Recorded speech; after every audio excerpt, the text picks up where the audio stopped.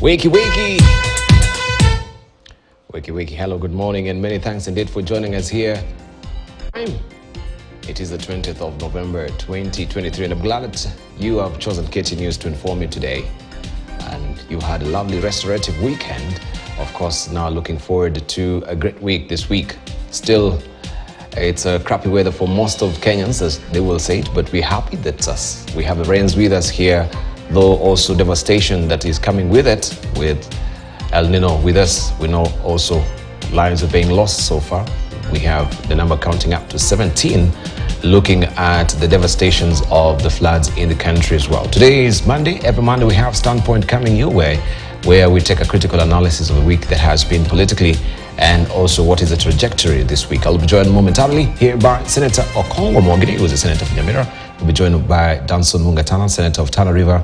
We'll be joined as well by Dr. Makalimuli, who is a member of parliament for Kitui Central. And we'll be joined by Hilary Sigay, who is a senator for Bomet, where the president was yesterday. So he's going to give us fresh information, right, of course, from Bomet as well. You get to drive a show with us. You can hit us on Twitter, which is, of course, formerly tweeted now as X, at KTN News. That is our Twitter handle. Also at Dibalanair. You can actually tag me along. You can fire your questions there, and also you can make your contribution as well. So let's get to drive a show together, even as the conversation begins. But let's see how the weather will be today.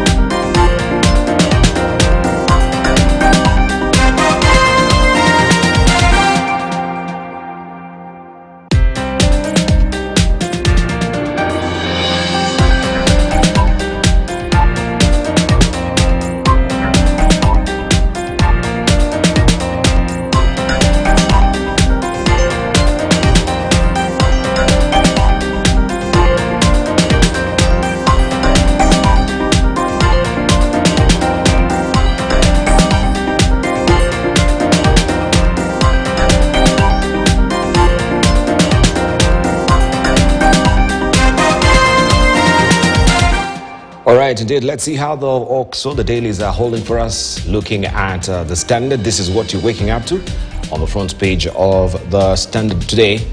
Ruto scores on terror but fails in graft war. This is what is headlining the front page of the Standard this morning. National security from success in keeping terrorists out of the cities to his zero reference to March demonstrations death. President William Ruto's first State of National Security report was a mixed bag of fortunes. As you can see it there, we have illustrations. This story is tucked away on page 2 and 3, where it is all laid out for you for your consumption. 2 billion shillings, close to 2 billion shillings was lost to cyber fraudsters. That is 322 million shillings was only recovered from this. We have also 855 million shillings. This is a cyber threat to Kenya's critical information infrastructure. Corruption cases increased by 64% from 17 in 2021 to 28 in 2022. Poachers killed 36 elephants and 4 rhinos. We have 1,764. That is the total aliens and undocumented immigrants who were arrested. 85 incidents of political violence were reported during the campaign period last year. That is how the state of security is. You can read all about it inside the Standard. An eye-popping figure looking at what is happening with cyber security there. and a measly 322 million shillings only recovered. 2 billion shillings is a lot of money that is being lost there through cyber insecurity. And floods, water everywhere, 12 dead in floods as relief efforts begin. Flooded houses at Kisauni in Mombasa. This is just telling picture of how also it's rippling in every county right now. We have 33 of them who are adversely affected by the floods. In fact, one of a member of parliament who's supposed to be here cannot be here because of that as well in the Northern Rift, because he has to address some of his issues that are affecting his constituents as well.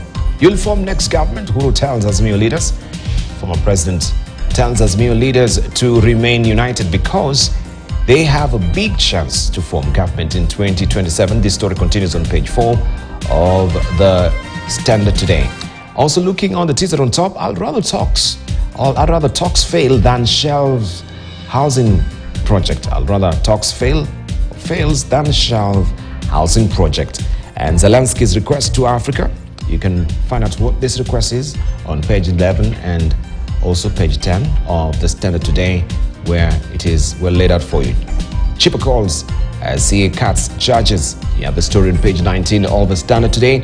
Why stars cannot afford to drop ball. That story on page 31 of the Standard. Remember also you have the Health and Science Bullet magazine that comes in handy for you every Monday, and it's a rare disorder and it's giving my child sleepless nights. You can tell a story there of a mother who is in distress because of an illness that cannot actually be recognized or diagnosed by the doctors there, and the mother now she's really distressed. You can follow the story inside the Health and Science Bullet magazine in the Standard today. The Daily Nation up next. This is what you're waking up to on the front page of the Daily Nation. After record taxes, state eyes fees and fines. Kenyans to feel pinch of higher levies even as they struggle under current hard times. It says crunch. President William Ruto's administration has now turned its focus on fees and fines paid to state agencies for various services as the government targets an additional 112 billion shillings in non-tax revenue to supplement tax revenues in the current financial year. And the government expects the various state departments to collect a record 431.2 billion shillings in appropriation in aid or fees or fines and levies this year, explaining the desperate adjustments on charges for various services offered by the state. And of course, also we've seen the tourism levy, where we have members of parliament from the coast regions, the coast region right now trying to raise hesitation with those raised levies as well. And this is a breakdown of what is happening in different, of course, sector of the government. We have the immigration, also the lands department as well, but largely the immigrations and registration sector, where the passport fees currently is 4,500. The new will be 7,500. Temporary permits 300. The new will be 1,000. Replacement of lost passport will be 12,000 shillings. Or currently it's actually 12,000 shillings. You will be able to, or you'll be demanded to pay 20,000 shillings, 67% increment there. And also 233, that is temporary permits. There we can see there, the old one is new, is 1,000, the old was 300. And looking at the registration of persons as well, none previously registered, we have at 300, that remains the same. I think this is a new one. And you have duplicates, replacement was 100. This is duplicate, now it's 1,000, that is 900% increment change of particulars as well. If you want to change your particulars, you have to pay 1,000 shillings. And the land fees, official search, currently it stands at 1,500. That will increase by 500. Title replacement, we have 500. From 500 for title replacement, it will shoot to 5,000. That is 900% increment. Incorporation of a trust as well, that is currently at 500. That will go up to 50,000 shillings, and that is 9,900% increment there. Death and birth certificates, certification of current birth, it's 50. Now it will rise to 200 shillings. And we have certificate of current death is 50. That will also rise to 200 shillings. Let registration of birth certificate 150. That will go to 500. Let registration of death 150. and that will go up to 500. And of course, we saw the Ministry of Interior holding this because of the court, of course, injunction that somebody went there to try and file a petition to prevent this because there was no public participation. We'll see how this will pan out. All this is tucked away on page 4 of the Daily Nation this morning. El Nino, bodies of KRA staffers recovered amid flooding havoc. The bodies of 2 Kenya Revenue Authority employees whose vehicle was swept away by raging waters on Friday have been recovered alongside that of a border rider, as coast leaders yesterday declared the flooding in the region a humanitarian crisis. And you can see onlookers there just seeing the devastation there. Stranded motorists and passengers at Kalamengorek Seasonal River on the Tainuk Lokicha Lodwar area there. This you can follow it inside the Daily Nation. Ruto, leave me out of your mess. This is the former president is saying.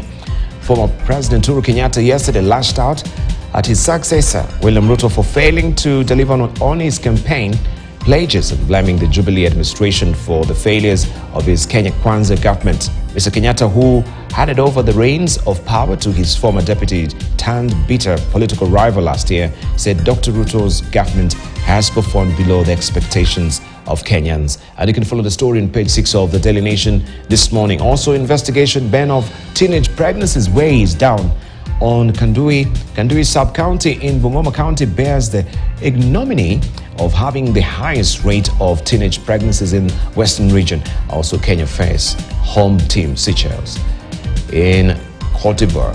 Kenya face home team Seychelles in Cote d'Ivoire. You can follow this story where Harambee Stars will be keen to get their 2026 World Cup Group F campaign right back on track with a win against Minos Seychelles today at the Stade Felix Houphouët Boigny in Abidjan, Cote d'Ivoire. You can follow the story on the back page of the Daily Nation this morning. Let's see what the Star is holding for us. Make or break as Ruto Raila talks enter final stretch.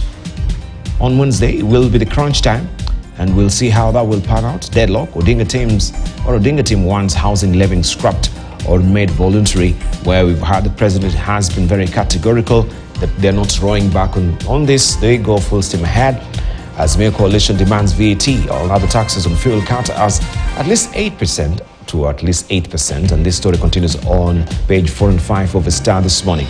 Don't blame me for economic failures, Uhuru tells Ruto. And you can see a light moment there, former President Uhuru Kenyatta and Wiper Kalonzo Musyoka during a fundraiser in Mwingi yesterday. Back together. And on the side, but why Calro scientist wants you to eat neglected weed, right, including the blackjack, which is very nutritious. On a nutritional scale, the blackjack beats the lettuce, cabbages, and the dragon fruit, hands down. But blackjack, a delicacy of yore, is now considered a weed in Kenya. This is what Dr. Njoki Mitugo, a household economic development expert with the Kenya Agricultural and Livestock Research Organization, says. And you can read all about her inside on the Star on page 2. Hyena's mauls boy aged 10. At village in Juja, friends escape. A clan of hyenas killed a 10-year-old in Witaithie, Juja, Kiambu County. The latest in a series of attacks that have terrorized the area. Residents live in fear and rarely move out of their houses in the evenings, late at night and early mornings for fear of marauding animals. This story continues on page 3. This is not happening just in Kiambu. Also, Homa Bay, we have people who have been attacked by hyenas as well. You can follow the story inside the Star this morning. Ruto to Raila, stop telling lies on the G2G deal with Saudi Arabia. You can follow the story on page 7 of the Star this morning. This is our looks. Let's see what the People Daily is holding for us.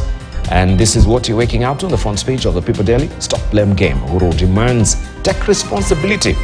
Retired president hits out at government officials who blame his Jubilee administration every time they run into problems.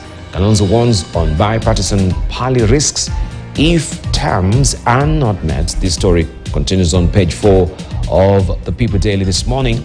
And you can see retired President Uhuru Kenyatta when he attended a Sunday service at a fundraiser at Full Gospel Church in Mwingi, Kitui County yesterday, with him Machakos Governors Vivian Ndeti, Wiper Party Leader Kalonzo Musyoka, and Kitui Senator Enoch, among other leaders. We'll run you by that story also momentarily as well. This is the People Daily. EACC freezes Oparanya arrests in graft probe. Anti-corruption team gets court orders directing former governor's assets be preserved for 6 months as 1.3 billion shillings case is heard. You have the story on page 6 of the People Daily this morning. Brave Kenya 7 team wins Shujaa Rugby Crown. Congratulations are in order for them. You can follow the story on page 31 of the People Daily this morning. Mnikome, this is what we have on the front page of Taifa Leo. Uhuru afokea Ruto na serikali yake kwa kuendelea kumlaumu. Hata mke wa mtu anaposhindwa kupata mimba wanamlaumu Uhuru, lakini itaendelea kusema mawazo yangu. This is what President said, and you can read all about it inside Taifa Leo. Ana kwa ana, viongozi wa Kenya Kwanza wamekuwa wakimlaumu rais wa 4 wakidai ndiye aliyeharibu uchumi wa nchi. You can follow the story on page 2 of Taifa Leo. And uchumi uko sawa, Ruto ajibu Raila, and pigeni ndoa za mashoga. Mkewe naibu wa rais Dorcas ahimiza viongozi wa dini wazuie ndoa za jinsia moja. And this story continues on page 2 of the Taifa Leo. Bila bima mpya hutatibiwa. This is what is the current state of play as far as the SHIF is concerned. If you're not registered, then you will not be serviced. That is a story, or you will not be given a service, not you being serviced. You will not be, of course, given a service there. That is a story you want to follow inside the Taifa Leo. Let's buckle down to some business. Airtel, Telkom and Jamii gang up to force 29% call tariff cut. And MTRs dropped to 41% per minute from March 2024. Safaricom and KRA had opposed the cuts. And it says the communications regulator has cut the rates telcos charge consumers of a rival network by 29% days after the 3 mobile companies ganged up against Safaricom to push for the review, setting the stage for a drop in calling rates from next March. The Communications Authority of Kenya on Friday said Kenya consumers will enjoy lower calling rates after its reviews of mobile termination rates and fixed termination rates. You can read all the details there on page 2 of the Business Daily this morning. Also, Supreme Court hands Coca-Cola final blow in 8 billion shillings bottles row. And it says giant soft drink manufacturer Coca-Cola is staring at an 8 billion shillings bill to design and produce a new glass bottle after failing to convince the Supreme Court to suspend a decision requiring the company to include nutritional and customer care details on soda bottles.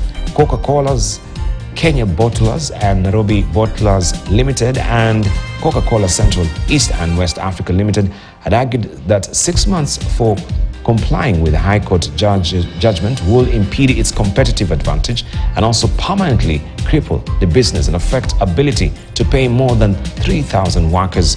But the soft drink firm has suffered a setback after a bench of 5 judges of the top court struck out its second appeal, seeking an overturn the judgment for failing the case out of time. You can read the rest of the details there on page 2. Now it will be incumbent of them to give all the details on their bottles regarding the elements or the contents of the Coca-Cola. You can read all the details inside the Business Daily. Ruto cuts subsidies to 0 on IMF conditions. The government cuts subsidy spending to 0 in the first quarter of September as President William Ruto implemented conditions by the IMF to end subsidies. You can follow the story on page 5 of the Business Daily. Kenyan taps 12 billion shillings. Absalom repays NCBA. And also climate inaction to cost Kenya 3.7 trillion shillings by 2050. Lack of interventions to mitigate against the effects of climate change could see the Kenyan economy lose up to 3.7 trillion shillings in output by 2050, according to a new World Bank report. Follow this story inside the Business Daily this morning. Let's head over to Uganda, where APRO as court makes it easier to fire workers. APRO as court makes it easier to fire workers There's a landmark ruling there where a court of appeal sets precedents in a judgment saying the employer in a case before it did not have to give reasons for termination of an employee's contract. You can read the rest of the details on page 4 of the Daily Monitor. By the way, also Kenya Airways is in this. It has to pay its workers almost 120 million shillings who were... The Labour Court has made a judgment that they were dismissed unfairly. And you can read all the details also inside the Business Daily this morning. Mine Forever, government to give kingdoms 60 million shillings per month. And this was a story, the big one in Uganda, where we have Kabazinga, William Gabule, Nadiope, the fourth there, with Inhebantu, Jovia Mutesi. They can be seen dancing during the reception they held for their guests at Igenge Palace in Jinja City on Saturday evening. The Deputy Speaker of Parliament, Mr. Thomas Tayebwa, while speaking at the function, said the government will pay cultural institutions 60 million shillings monthly to help with the running of activities. This is a story that you want to follow inside the Daily Monitor if you're waking up in Uganda. Experts call for overhaul of education exam system, and Suubi takes over as first bishop of Busoga East. And you can read the rest of its details inside the Daily Monitor.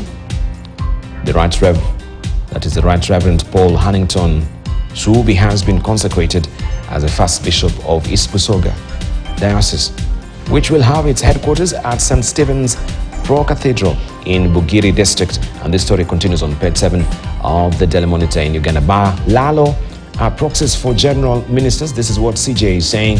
Balalo are proxies for generals and ministers. That all stacked away inside the Daily Monitor there. In Tanzania, white T-bills are in demand despite modest returns. Experts say investors' appetite for treasury bills remain high as local business people avoid foreign exchange risk exposure in outside markets. You can follow the story inside the Citizen if you're waking up in Tanzania.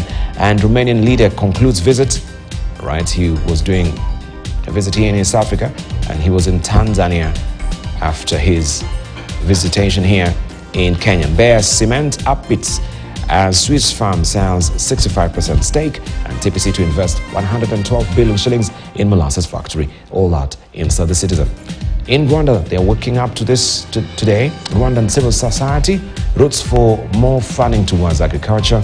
Agriculture contributes 25% to the national GDP, and 77% of Rwandans rely on it for their livelihoods. The story continues on page 3 of the New Times. Cardinal Kambanda leads mass at Nyarugenge prison. You can see him here anointing some of the prisoners, or giving them sacraments yesterday. This is Cardinal Anthony Kambanda gives the sacrament of confirmation to prisoners during a Holy Communion Mass at Nyarugenge prison in Kigali on Sunday.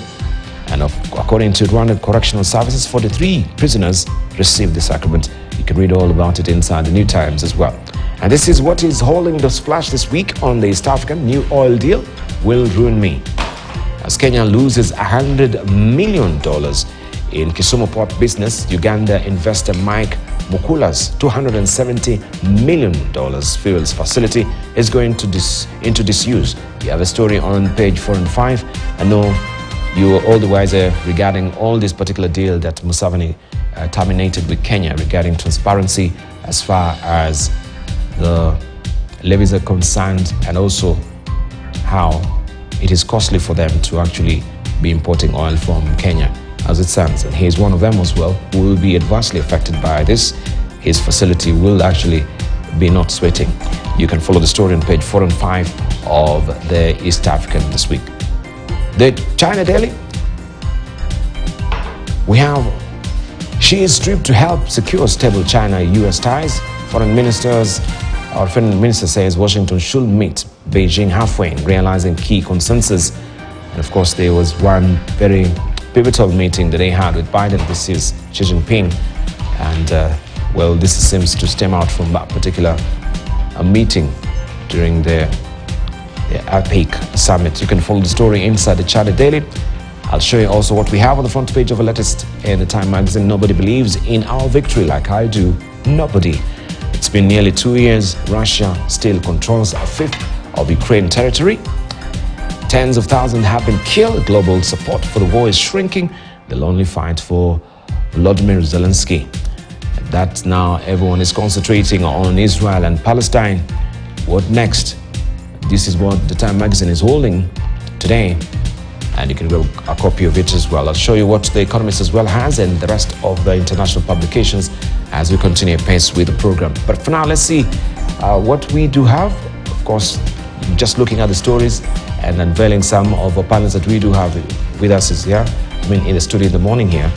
And I'll be talking to them much later. But for now, retired President Uhuru Kenyatta has challenged President William Ruto and his regime to stop using him as a scapegoat for the current regime's failures.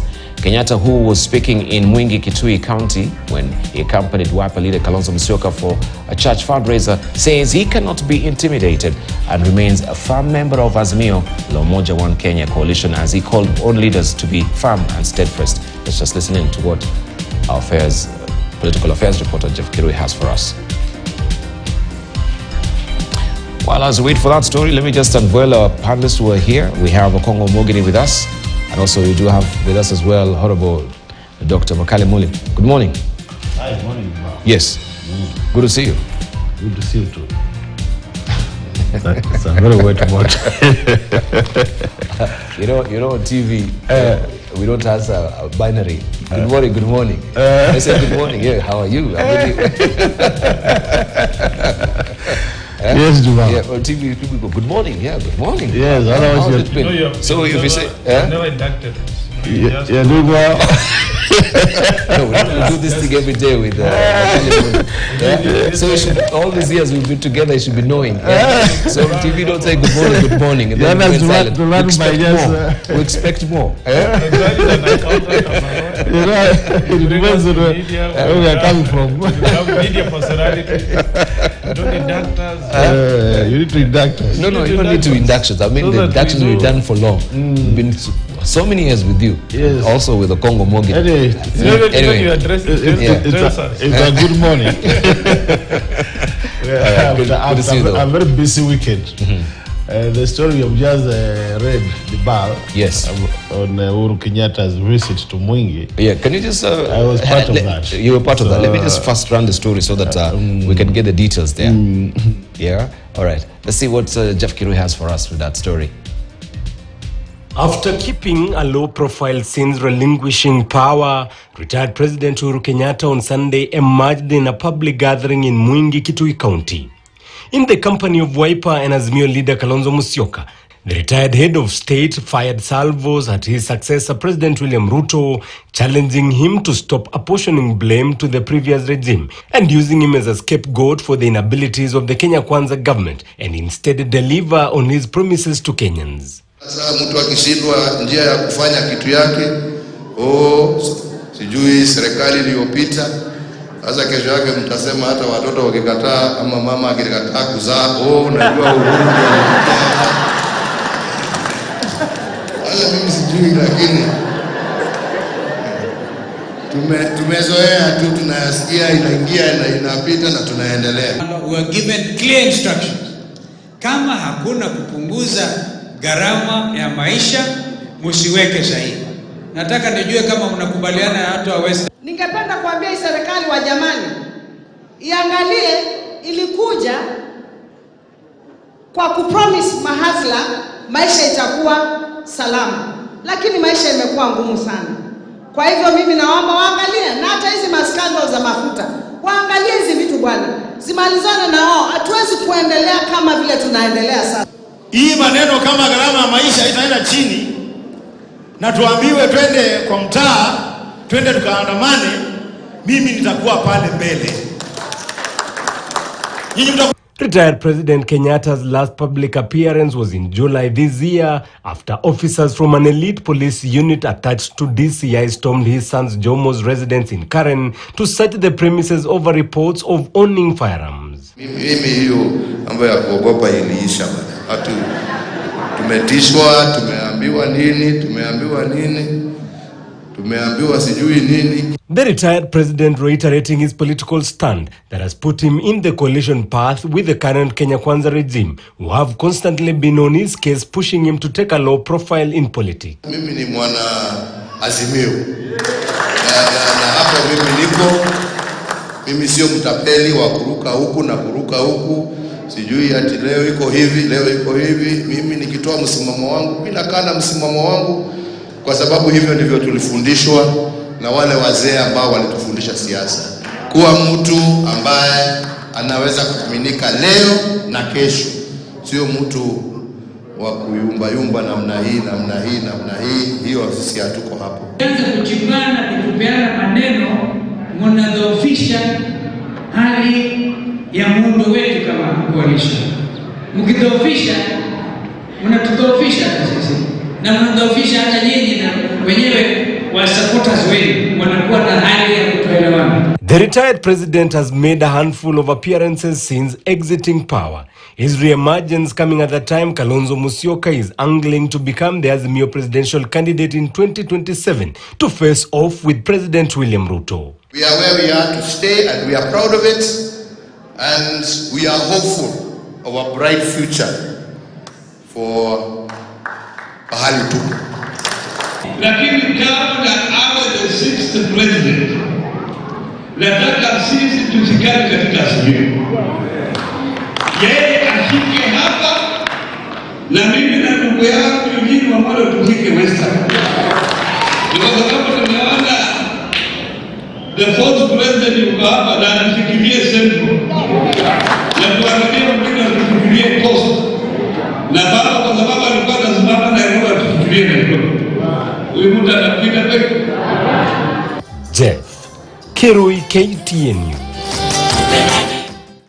And President William Ruto has laid blame on the opposition, accusing Azimio leaders, I should say, of playing politics with the critical issue of fuel prices. The president was speaking in Sotik, Bomet County, where CS for Energy and Petroleum Davis Chirchir was shouted down by the crowd. Clement Masombo has more. Ruto has continued to defend his administration, especially the prices of fuel, saying it is a matter of time and that things will get better. Ruto was speaking in Bomet County during a church service where he also accused politicians from the opposition of playing politics with the issue of fuel prices. Mimi naendesha serikali yenye iko na uwazi. Hizo contracts zote they are available, ziko bunge tayari. Wacheni kutuadaa ati mnataka kuwapatia contract. Contract iko public. There is no secret contract anywhere. Contract iko public, iko bunge. Wabunge wote wako huko. Other leaders accompanying the president made clear their stance on the bipartisan talks, with majority leader in the Senate, Aaron Cheriot, accusing the opposition of introducing new terms in the ongoing talks. Let me announce to the country from straight here in Bomet, the same way they are telling us that they are deal breakers. After year to Komamba housing levy, that one is a deal breaker. When these people come and attack you day and night, I reminded you, our father, that you are the man in the arena. And when you are the man in the arena, you are the one to carry the dust. Speaking at a separate event, National Assembly Majority Leader, who is also co-chair of the talks, dismissed the threats by Azimio. Our framework agreement also envisaged a situation where we may not agree on everything. It's rather dishonest for my friend and co-chair, Honorable Kalonzo Musyoka, to purport that he will not be signing any of our reports on the basis of non-agreement on any issue. Back in Sotik, there was drama when the Cabinet Secretary for Energy and Petroleum, Davis Chirchir, took to the podium. An agitated crowd shouted him down, forcing him to cut short his speech. President Ruto defended CS Chirchir.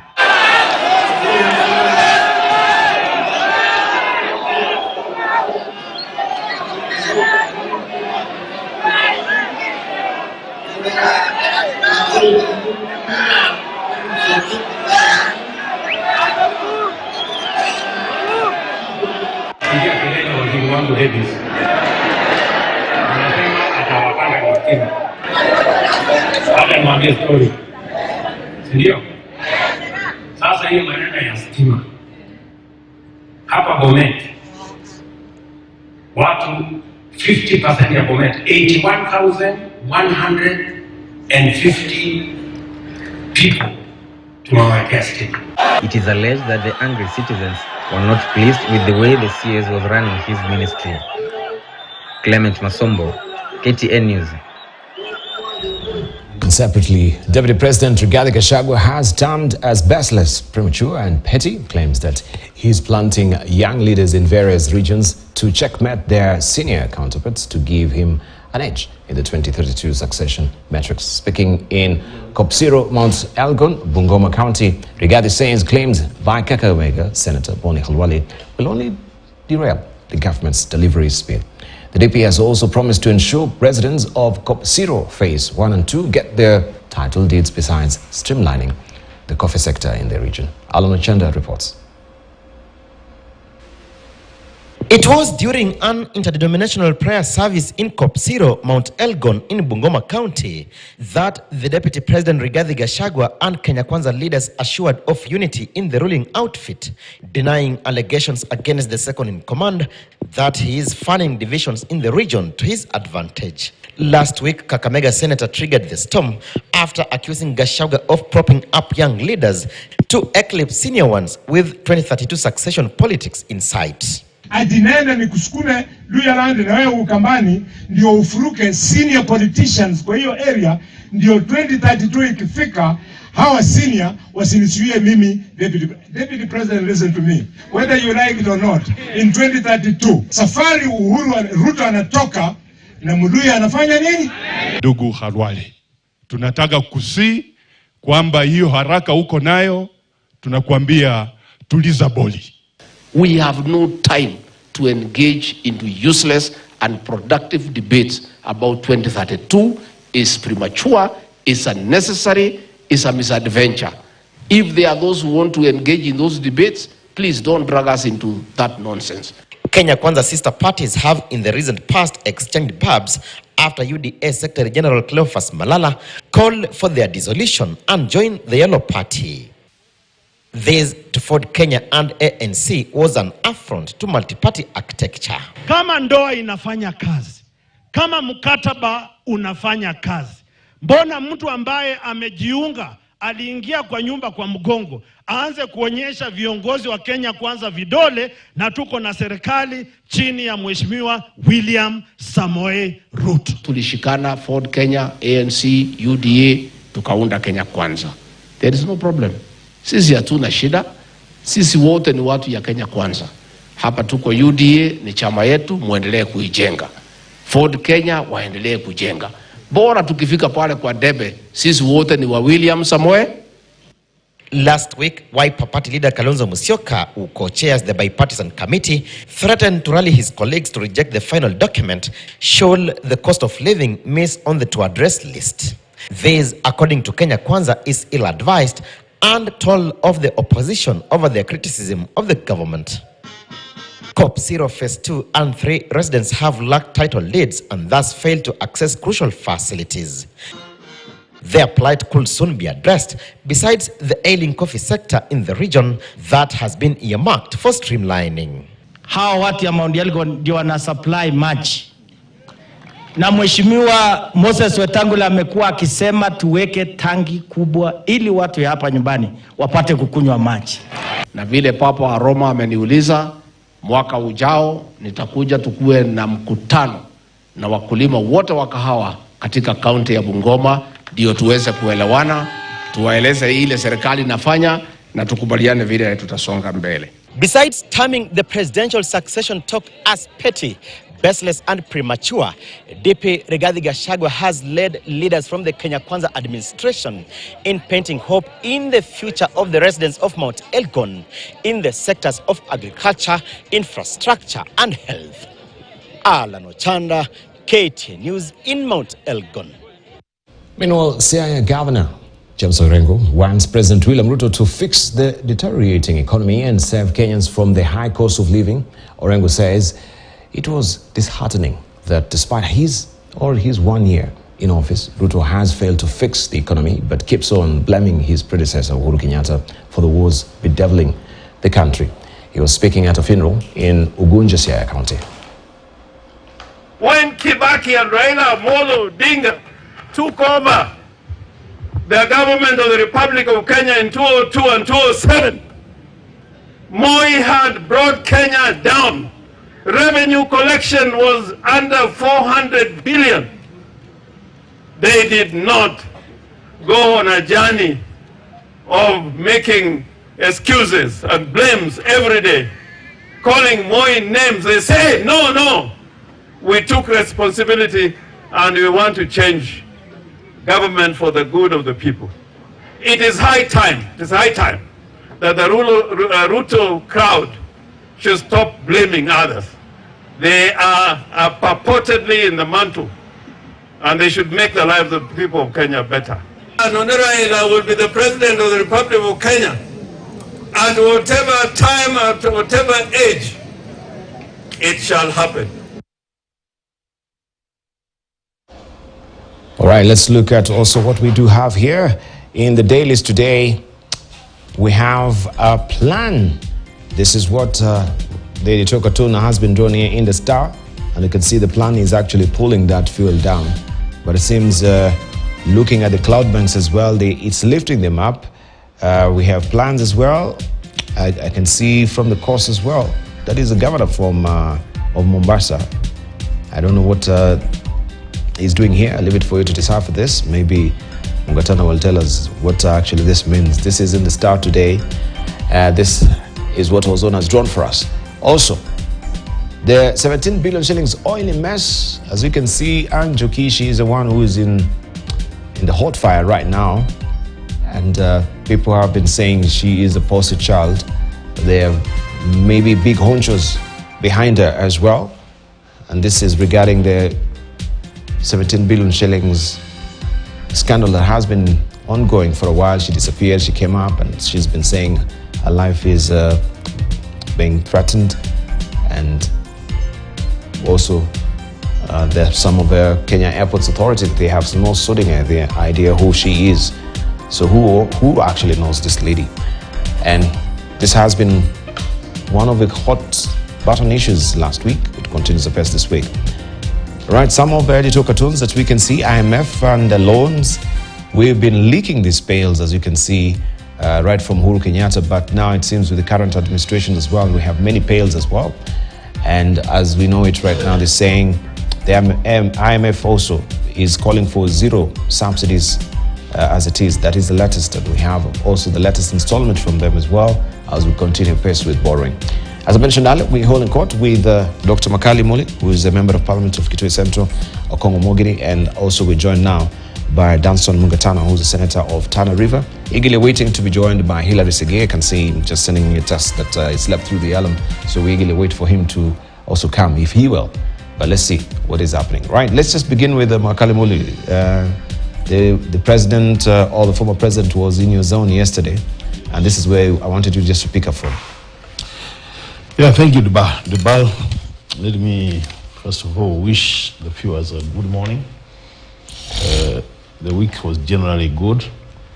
As usual, we experienced heavy rains. I was in Kitui, by the way, and we have lots of rains.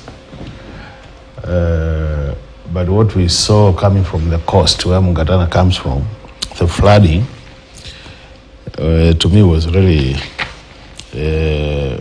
when you look at what was happening, I got a bit worried.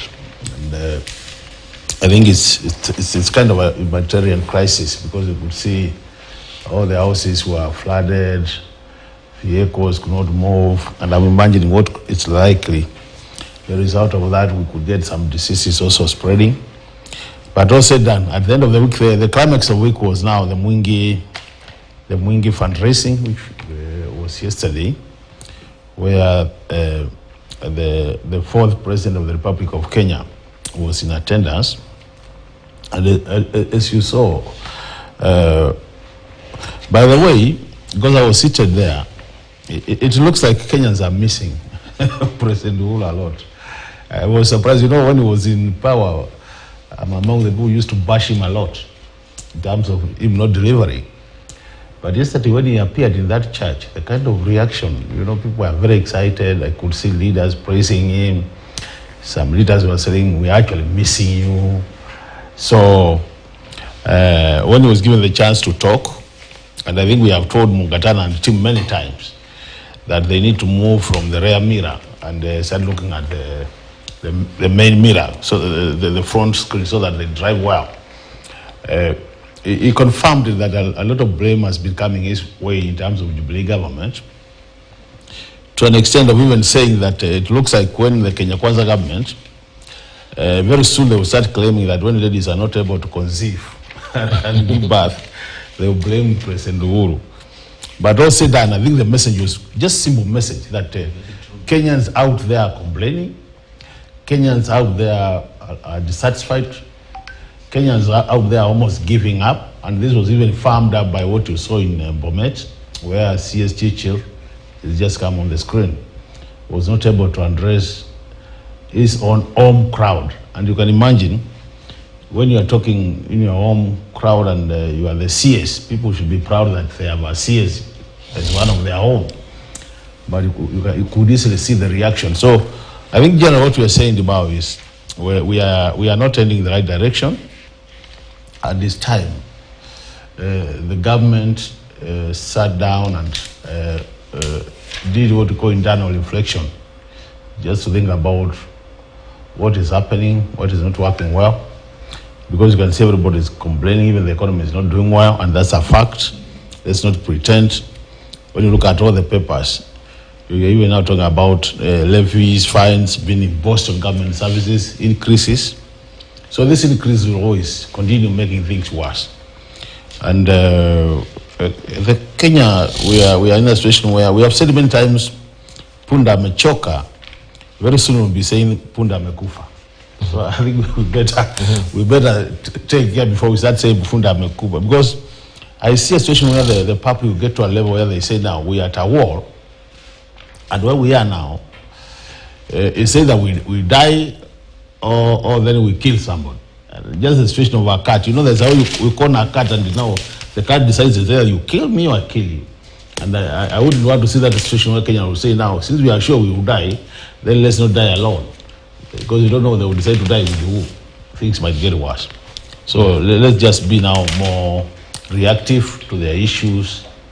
Let's not keep on saying things are working, making more promises, because one of the things we are saying as Azimio is that this government never tires of giving promises.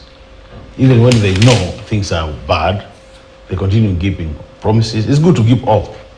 But let's also, as we do that, let's also be a bit realistic, because every time I look at the president visit different parts of this country, wherever he goes, he's saying, I'll give you $1 billion for this, I'll give 100 billion for this, I'll give the, all these promises we have been tracking, and you can see they are amounting to lots of money in terms of billions. And the question which is never answered at any point is, where will this money come from? Because we have said many times, you have only two ways of getting money. That's the main ones. It's either you tax Kenyans or you borrow. Thank you. Thank you. Let's hear from Okongo Mogini, also a big week for the National Dialogue Committee. We can see there is a sort of bit of doubt and hesitation regarding where it is heading.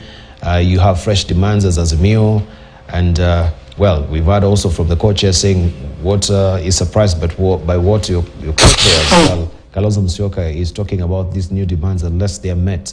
So are we seeing a place where we've been batting our heads on the wall as far as the National Dialogue Committee is concerned? So that come on Wednesday after that, you meet the CS Treasury.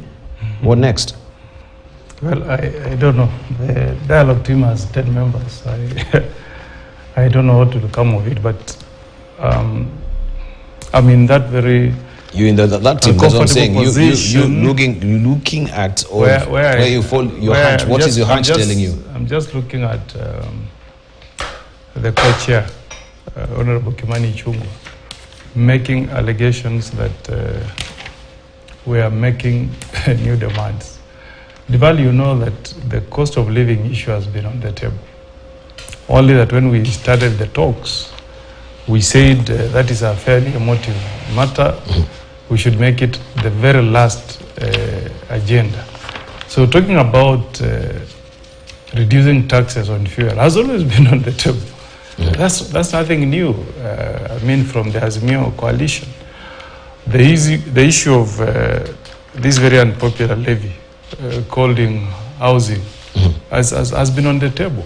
If you look back on public participation, just to visit the presentations by various government agencies, including the head of public service, Ambassador Mushiri.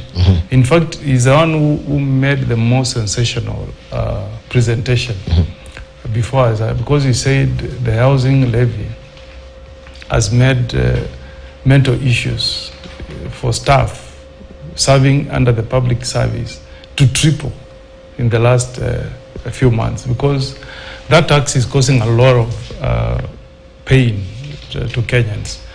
We have had examples of people who tell you they were meant to retire in another 3 years. They had mortgages. Because their salary is being taxed over and above the normal taxation, because this is a tax coming in under the Employment Act, their loans are being restructured.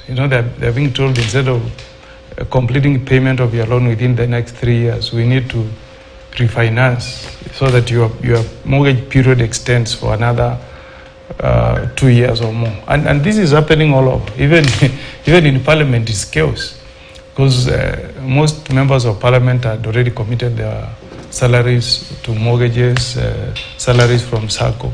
So to even get that money is a problem. So this is a tax that is causing a lot of chaos.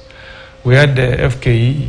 They gave us examples of companies that are struggling to raise their contribution, because that's it's another cost that was never anticipated by establishment. Yesterday I met a lawyer in Mombasa who was literally crying, saying this thing is causing us a lot of pain. The only thing which shocks me is that as leaders, we seem to have a very serious disconnect with the people.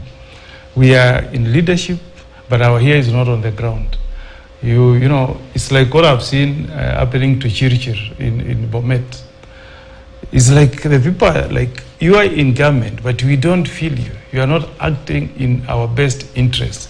So it's my hope that between today and tomorrow, before we meet on Wednesday, UDA will reflect and make a decision whether they want to act in the best interest of the nation, or they want to do chest thumping. You can do it as a politician. If you want to push your own, what I would call selfish interests, where you just want to collect money from people without caring, so be it. But on our side, Dibal, I was in Nyamira over the weekend, on Friday, Saturday. Yesterday, I was a guest to the Senator of Kilifi. I was there with my Speaker of the Senate. After we finished the church service, people pulled me aside and said, please, help us. And I tell them, I'm not the government, but they say, we see you in those national dialogue talks.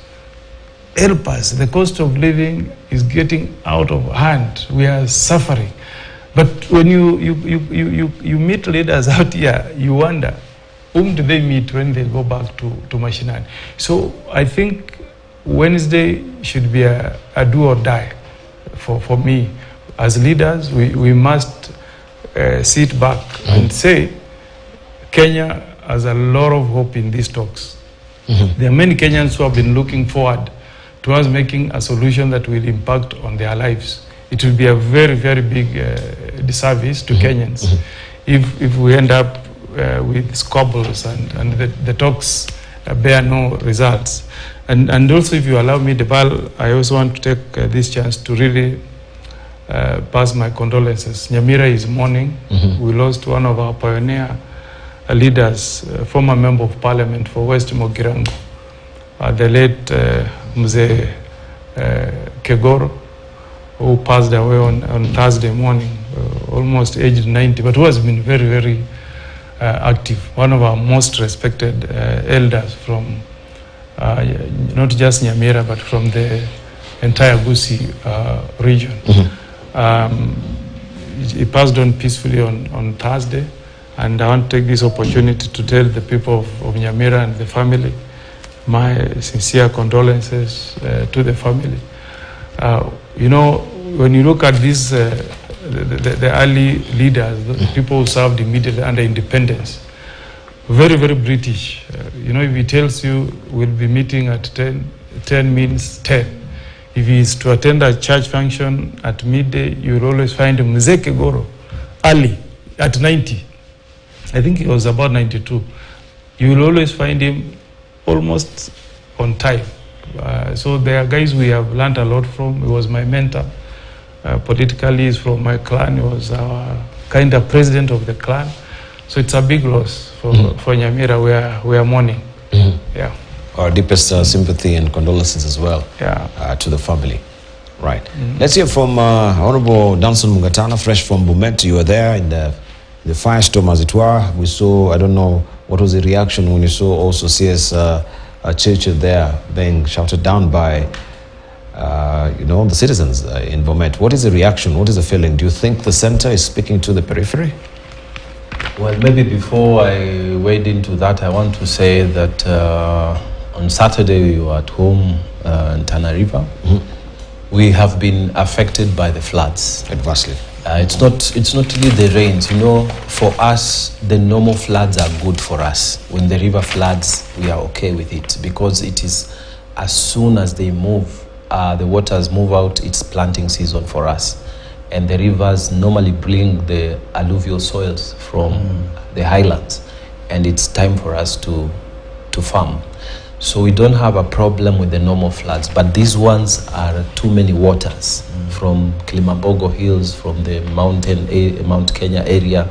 So the waters are coming, and we have about 80,000 households which have been affected generally in the coast region, according to our regional commissioner, Rhoda Onyancha. In Tana River, we have about 20,000 households which have been affected. And the call that I'm making here to our people, like all the other leaders have done, is to encourage them to move from the lower areas to higher areas. I'm also, very happy to have had an opportunity after the Bomet visit to have a session with the president. And I think the government is right on the issues. And we believe that we shall survive this season. And just to encourage our people to keep hope high and make sure that we survive the season like we have always survived in the Tana River. We've been affected badly because normal trade is disrupted. The roads that are going interior to villages and what have been disrupted. It's only the higher areas that life is still normal. But we trust God that it will be all right over time. And things will be better. Now going into... before you come to that, because I can see the Deputy President also is asking for more resources. I think what had been set aside, we were told that they won't be here, but there are preparations underway for this El Nino as well. Yes. So in terms of resources, do you think 33 counties as it is, we are being strained?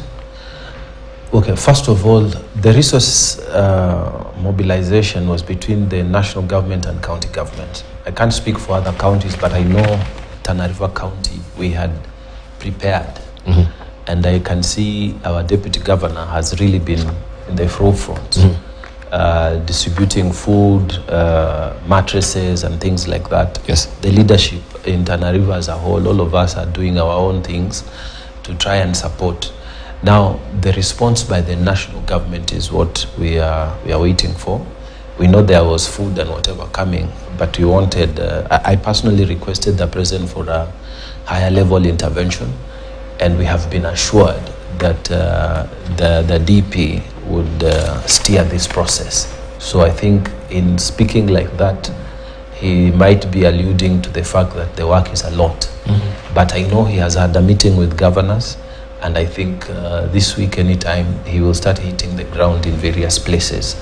And we were asked to work with him, to coordinate with him the work that is ahead of us. We believe that we shall survive even this one. Yeah, so we trust God will do something about it. Now, about... Fantastic. Right, let me just butt in. So we take a short break. When we circle back, we can begin with that, so that you also give us the feel and flavor of how it was in Bomet yesterday, and how also the citizens are responding to the cost of living, what is the way forward. And we delve deep into a lot of issues as well regarding the deals, the dodgy deals that some of the publications have been put forward, the G2G, where the president has been saying that information is in the public gallery, right now. Why aren't we, right, teasing out some of this information that we want to know if the deal is transparent? We'll take a short break. You're watching Standpoint here in Morning Prime.